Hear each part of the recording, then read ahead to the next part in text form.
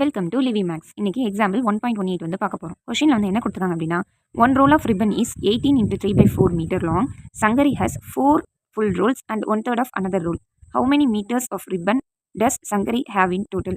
என்ன அப்படின்னா, இப்போ நம்ம கடையில் போய் ஒரு ரிப்பன் வாங்குறோம்னு வச்சுங்க. அந்த ரிப்பனோட ஒரு ரோல் வந்து பார்த்தோம்னா, ஒரு ரோல் வாங்குறோம் அப்படின்னா அதில் எத்தனை மீட்டர் இருக்குது அப்படின்னா 18 into 3/4 மீட்டர் வந்து இருக்கிறதுல.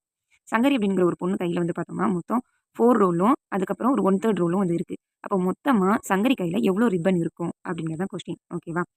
என்ன அப்படின்னா, இப்போ ஒரு 2 இது வாங்குறோம் அப்படின்னா அது எவ்வளோ ரூபாயோ அதோட அதை மல்டிப்ளை பண்ணாலே மொத்தமாக அது எவ்வளோ அமௌண்ட்டு நம்ம கண்டுபிடிச்சலாம். அதே மாதிரி தான் இது.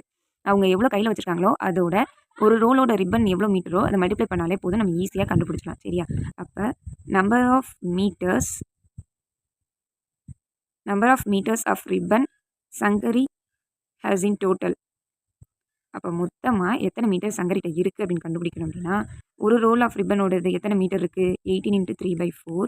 அதோட அந்த பொண்ணு கையில் எவ்வளோ இருக்கோ அதை மல்டிப்ளை பண்ணணும். இங்கே எவ்வளோ இருக்குது 4 ரோல்ஸ் இருக்குது. அதோட 1/3 ஆஃப் அனதர் ரோல். 1/3 அப்படின்னா 1/3ன்னு அர்த்தம். அதை தான் இப்படி எழுதும். சரியா?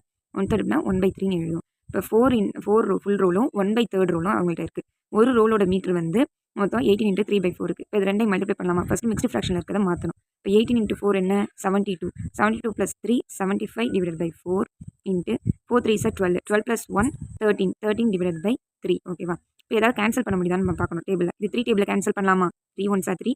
3 2s are 6. Balance 1. 3 5s are 15. இப்போ பேலன்ஸ் என்ன இருக்குது 25/4 into 13 இருக்கா?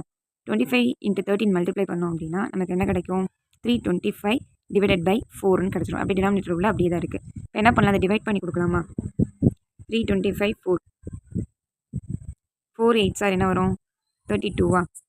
அப்போ இது தேவையில்ல. 5 நெக்ஸ்ட் இறக்குவோமா? Next 4 1s are 4.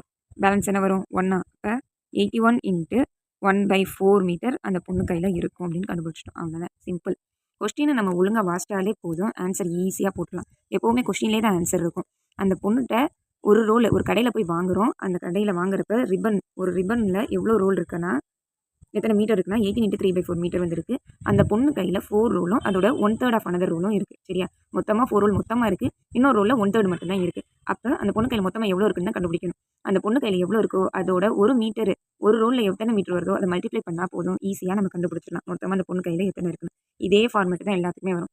ஏதாவது ஒன்னோட எவ்வளோ இருக்குது விலையாக கொடுத்தாங்களோ இல்லை மீட்டராக கொடுத்தாங்களோ லிட்டராக கொடுத்தாங்களோ அதுக்கப்புறம் அவங்கள்ட்ட எவ்வளோ இருக்குது அப்படிங்கிறது கொடுத்து எவ்வளோ மொத்தமாக இருக்குன்னு கேட்டாங்கன்னா அதை அப்படியே மல்டிப்ளை பண்ணாலே போதும்.